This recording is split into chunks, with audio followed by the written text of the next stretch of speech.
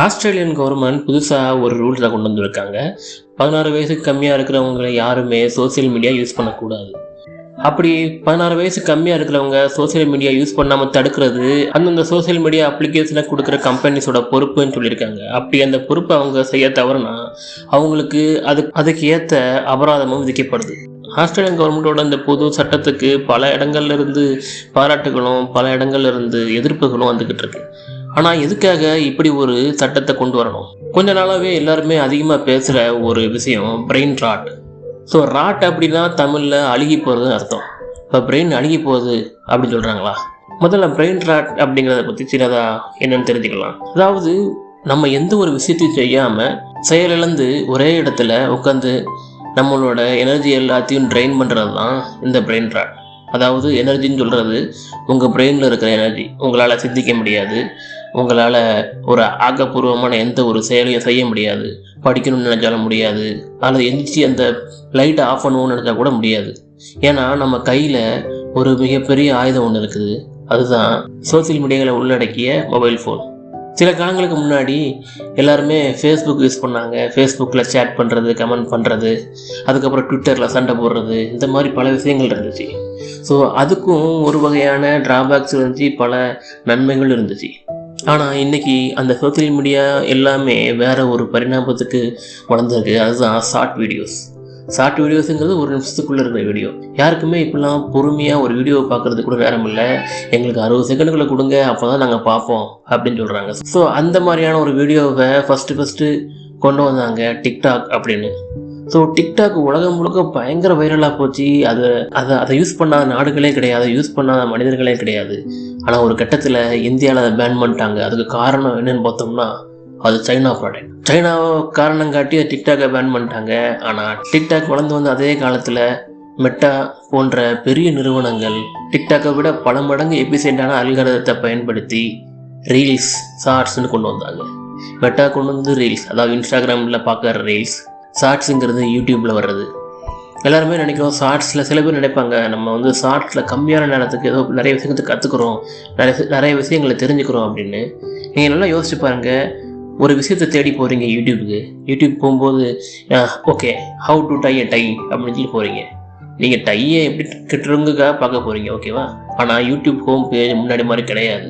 நீங்கள் கிளிக் பண்ணும்போது அதில் இருக்கிற ஹோம் பேஜில் இன்றைக்கி ட்ரெண்டிங் ரீல்ஸ் என்னது, இன்றைக்கி ட்ரெண்டிங் வீடியோஸ் என்னதுன்னு தான் வரும். வீடியோஸை பெரும்பாலும் பார்ப்பாங்க. ஆனால் யாருமே இப்போ எல்லாரையும் முதல்ல ப்ரிஃபர் பண்ணுறது ஷார்ட்ஸ் தான். ஒரு ஷார்ட்ஸை கிளிக் பண்ணிட்டாங்கன்னா போதும், உள்ளே போக போக போக கிட்டத்தட்ட 1 மணி நேரம் 1.5 மணி நேரம் கிட்ட அதிலே உட்காந்துருவோம். அதுக்கப்புறம் நம்ம எதுக்காக யூடியூபுக்கு வந்தோம், டை கட்டுறதுக்கு வந்தோம், டை எதுக்காக கட்ட வந்தோம் அப்படிங்கிறதையும் மறந்துடுவோம். கிட்டத்தட்ட 1.5 மணி நேரம் நம்மளோட பிரெயின் வந்து செயலிழந்து ஒரே இடத்துல ஒரே விஷயத்த செஞ்சுக்கிட்டே இருக்கும். அதாவது நம்மளோட கையில், நம்மளோட உடலில் பெருவிரல் மட்டும்தான் வேலை பார்க்கும். ஏன்னா அதான் ஸ்க்ரோல் பண்ணதில்லை. சில பேர் வந்து ஆள்காட்டி விரல் ஸ்க்ரோல் பண்ணுவாங்க, அதுக்கும் பாசிபிலிட்டிஸ் இருக்குது. ஸோ இந்த பிரெயின் ராட் அப்படிங்கிறது என்னதுன்னா நம்மளை செயலிழக்க வைக்கிறது. அதாவது இது ஒரு பிரெயின் டிசீஸ் தான். ஆனால் வைரஸாலேயோ பாக்டீரியாலாவோ அல்லது சுகர், ஒபிசிட்டி இதனால் இல்லை, நம்மளோட டிஜிட்டல் பிஹேவியரல்ஸால் உருவாகிற இந்த பிரெயின் ராட். ஸோ அதுக்கு முக்கியமான காரணமாக சொல்லப்படுறது இந்த குட்டி வீடியோஸ், ஷார்ட் வீடியோஸ். அது ரீல்ஸாக இருக்கலாம், ஷார்ட்ஸாக இருக்கலாம். சில பேர் வந்து நம்ம இனிமேல் இன்ஸ்டாகிராம் யூஸ் பண்ணக்கூடாது, அன்இன்ஸ்டால் பண்ணிட்டு யூடியூப்பில் ஷார்ட்ஸ் பார்ப்பாங்க. சில பேர் யூடியூப்பில் ஷார்ட்ஸ் பார்க்குறவங்க இன்ஸ்டாகிராமில் ரீல்ஸ் பார்ப்பாங்க. சில பேர் ரெண்டும் வேண்டாம், நம்ம ஃபேஸ்புக்கில் பார்ப்போம்னு சொல்லிட்டு ஃபேஸ்புக்லேயுமே இன்டர்நெட் பண்ணியிருக்காங்க ரீல்ஸை, அது பார்த்துட்டு இருப்பாங்க. So at end of the day நம்ம எல்லாருமே ரீல்ஸை பார்த்தா ஸ்க்ரோல் பண்ணிக்கிட்டு இருக்கோம், ரீல்ஸை பார்த்தா சிரிக்கிறோம். ஆனால் அந்த ரீல்ஸ் எதெல்லாம் நம்மக்கிட்ட இருந்து பறிச்சிருக்குங்கிறத பார்த்தோம்னா ரொம்ப பெரிய விஷயம். சில காலங்களுக்கு முன்னாடி புக்கு படிக்கிற பழக்கங்கள் இருந்துச்சு. அதுக்கப்புறம் வந்து அட்லீஸ்ட் ஒரு படம் பார்க்குற பழக்கமாக இருந்துச்சு. ஒரு வெப்சீரிஸ் பார்ப்போம், அதுக்கப்புறம் ஒரு படத்தை வந்து டிவியில் உட்காந்து பார்ப்போம், அல்லது ஃப்ரெண்டு கூட அட்லீஸ்ட் இப்போ ஃப்ரெண்டு கூட மெசஞ்சரில் சேட்டாவது பண்ணுவோம், வாட்ஸ்அப்பில் சேட் பண்ணுவோம். இன்றைக்கி எதுவுமே கிடையாது. வருவோம், ஃபோன் எடுப்போம், ஷார்ட்ஸையோ ரீல்ஸையோ பார்த்தோம்னா 1.5 மணி நேரம் 2 மணி நேரம் நம்ம அதுக்குள்ளே இருக்கிறோமா இல்லையாங்கிறதே தெரியாது. நம்ம எங்கே போயிருக்கோம், எந்த உலகத்தில் இருக்கோங்கிறது கூட தெரியாது. ஸோ அந்த அளவுக்கு அந்த அல்காரிதம் அவ்வளவு ஸ்பெஷலைஸ்டாக பண்ணப்பட்ட அல்காரிதம். மனிதர்களை கண்ட்ரோல் பண்ணுற அளவுக்கு எப்படி ஒரு அல்காரிதத்தை டிசைன் பண்ணுறாங்க. மனிதர்களோட பிரெயின் எப்படி வேலை செய்யும் அப்படின்னா அது வந்து ரிவார்ட் சிஸ்டமை பேஸ் பண்ணி வேலை செய்யும். ரிவார்ட் சிஸ்டம் அப்படின்னா ஒரு சின்ன குழந்தைக்கு சாக்லேட் கொடுத்து ஏமாத்துற மாதிரி தான் நம்ம பிரெயினை வந்து ஏமாத்துறது. ஏன் பிரெயினை ஏமாத்துறோம், பிரெயினை யார் ஏமாத்துறது, எதுக்காக நேச்சர் இப்படி சிஸ்டமேட்டிக்காக பண்ணியிருக்கு அப்படின்னா, ஸோ ஆதி காலத்தில் இந்த மனிதன் உருவான காலத்துல இருந்தே ஏதாவது ஒரு விஷயத்தை அச்சீவ் பண்ணும்போது அதை மறுபடியும் அச்சீவ் பண்ணணும், மறுபடியும் பண்ணணும்னா ஒரு ஊக்கம் தேவைப்பட்டுச்சு. அந்த ஊக்கத்தை கொடுக்கறதுக்காக பிரெயினுக்குள்ள டோபமைன் ஒரு கெமிக்கல் உருவாகுது.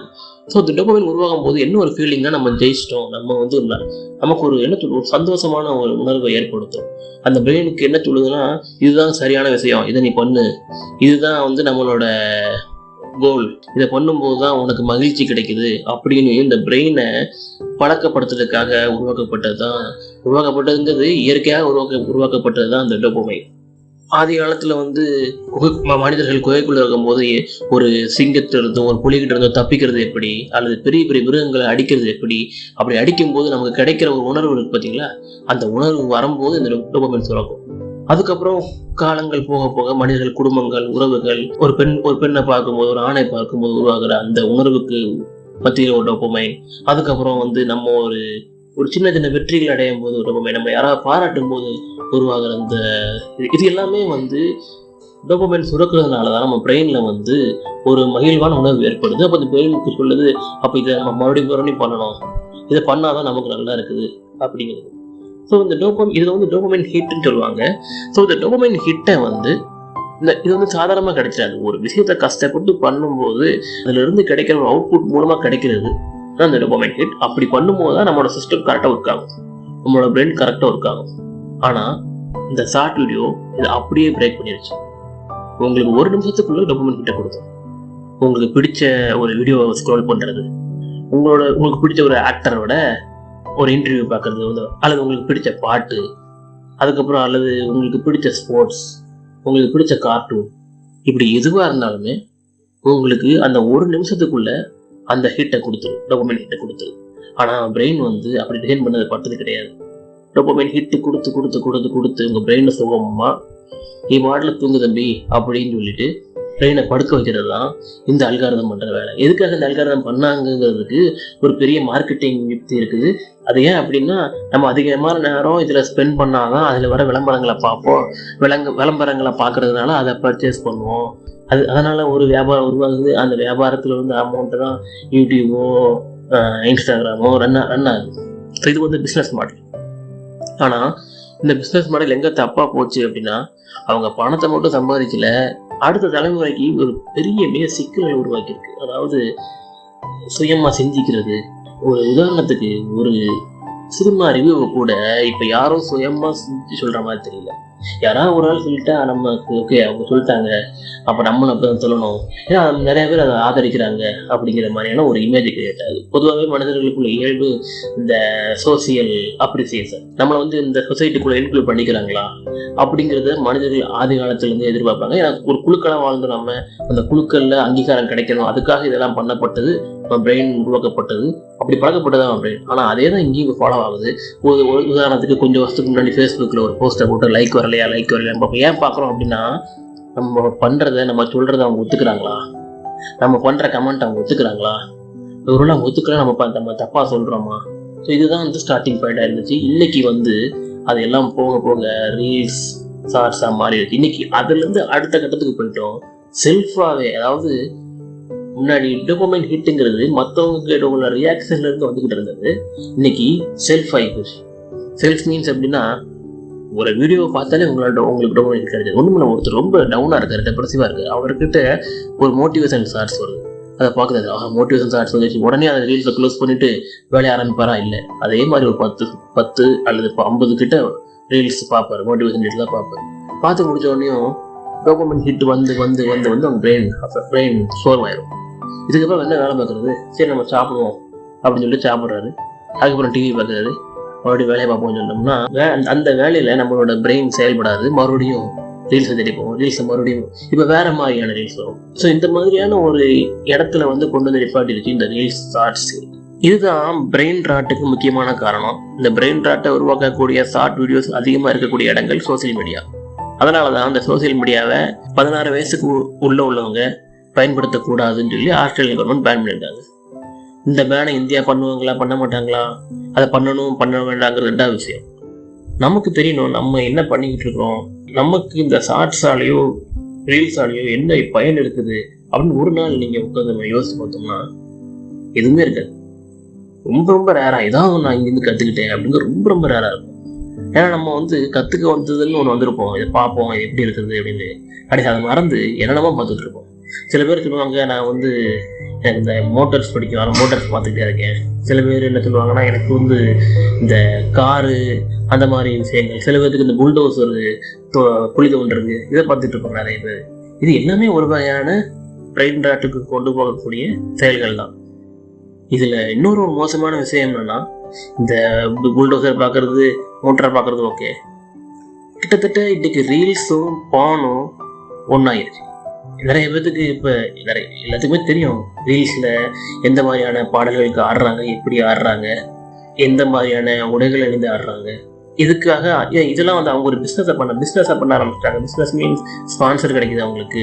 ஸோ அதனால அவங்க பண்ணுறாங்க, இதனால சினிமாவில் வாய்ப்பு கிடைக்குதுன்னு நினச்சி பண்ணுறாங்க. இதுவே சில பேர் இதுக்கு அடிக்ட் ஆகி கூட பண்ணிக்கிட்டு இருக்கிறாங்க. இதை கன்சியூம் பண்ணுறவங்க, ஒரு பானை கன்சியூம் பண்ணுறவங்களுக்கும் இவங்களுக்கும் எந்த ஒரு வித்தியாசமும் கிடையாது. ஒரு பானில் என்னென்ன விஷயங்கள்லாம் கிடைக்குமோ அதே விஷயங்கள் தான் அந்த ரீல்ஸ்லையும் கிடைக்குது. நான் சொல்கிறது இந்த அடல்ட் சம்மந்தமான விஷயங்களை நீங்கள் பார்க்கும்போது இது வேறு வகையான மென்டல் டிசீஸையும் உருவாக்குது, ஃபிசிக்கல் டிசீஸையும் உருவாக்குது, அண்ட் நம்மளோட ஃபேமிலி ரிலேஷன்ஷிப்லையும் பிரச்சனைகளை உருவாக்குது. ஸோ இதுதான் பிரெயின் ராட்டோட விளைவுகள். பிரெயின் ராட்டுக்கு இப்போதைக்கு ஒரு டிஜிட்டல் டிசீஸ் மாதிரி ஆகிப்போச்சு. எந்த ஒரு மைக்ரோ ஆர்கானிசம் உருவாக்கல. டிஜிட்டல் டிசீஸுங்கிறது நம்மளா ஃபோன் மூலமாக உருவாக்கப்பட்டது. இந்த டிசீஸ்லேருந்து வெளியே வர்றதுக்கு ஒரு ஸ்ட்ராங்கான வில் பவர் வேணும், சாதாரண விஷயம் கிடையாது.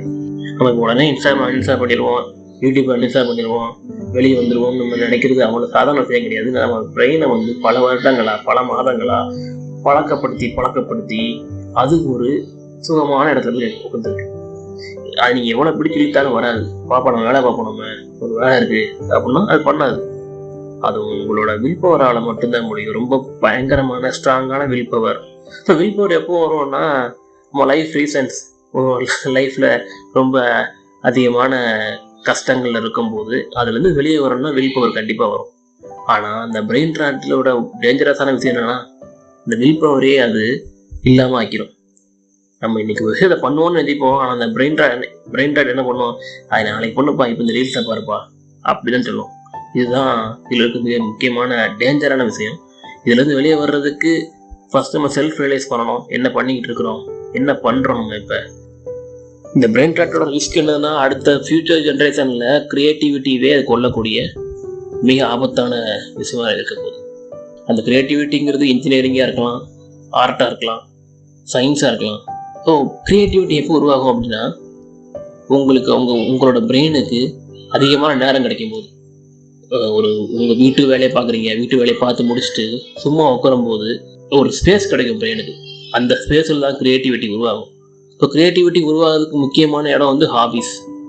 இன்னைக்கு ஹாபீஸுங்கிற ஒன்றே கிடையாது. கிட்டத்தட்ட எல்லாத்துக்குமே ஹாபீஸுங்கிறது முன்னாடி கொஞ்சம் முன்னாடி சினிமா பார்க்குறதா இருந்துச்சு, அதுக்கு முன்னாடி புக் பிடிக்கிறதா இருந்துச்சு, அதுக்கு முன்னாடி பட்டம் விடுறது, சைக்கிள் ஓட்டுறதா இருந்துச்சு. இன்னைக்கு எல்லாத்தோட ஹாபீஸ் அன்அஃபிஷியலாக ரீல்ஸ் அண்ட் ஷார்ட்ஸ் பார்க்குறது தான். ஸோ இதுலேருந்து வெளியே வரணும்னா அடுத்து ஒரு 6-7 வருஷம் ஒரு மிகப்பெரிய கிரைசஸ் ஏற்படுத்த போகுது. நம்ம லைஃப்லேயே நம்ம லைஃப்பில் மட்டும் இல்லை, பொதுவாக அந்த சொசைட்டிலேயே ஒரு மிகப்பெரிய கிரைசஸ் ஏற்படுத்தும். இதுதான் நான் புரிஞ்சுக்கிட்ட இந்த பிரெயின் ராட். ஸோ இந்த விஷயங்கள்லாம் உங்ககிட்ட ஷேர் பண்ணணும்னு நினச்சேன், ஷேர் பண்ணிட்டேன். இன்னும் அடுத்து ஏதாவது நல்ல விஷயங்களை பற்றி அடுத்த ஒரு எபிசோடில் பேசலாம். பாய்.